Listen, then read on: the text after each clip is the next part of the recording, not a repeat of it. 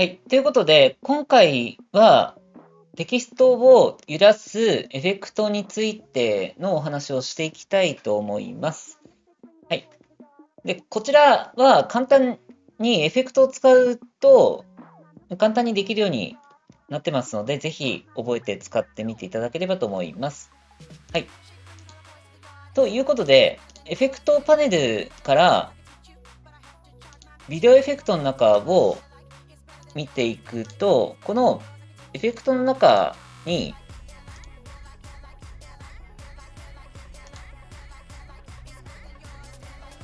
はい、波形ワープというエフェクトがあります。ディストーションの中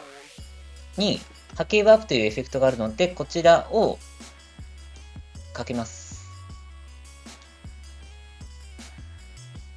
はい。で、エフェクトに波形ワープをかけてあげたら、もうこの時点ですでに揺れたような状態になりますということですね。これで終わりなんですが、この波形ワープの値を変えてあげることで、この揺れる動きを変えていくことができます。で、最初にまず波形の高さを変えてあげると、この揺れる値が変わります。例えば極端に大きくすると、はい、このような状態になりますと。文字がもう見えなくなりますが、このような動きをすることもできます。で、あとは波形の波と方向を変えてあげると、あと速度ですね、を変えてあげることで、このように揺れる速度だったりとか、揺れる角度を変えることができますということですね。で、あと波形のこの種類を、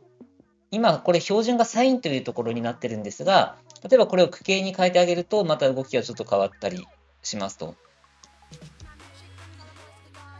例えばこういう区形にしてあげるとこういう動きを作れますと。などですね。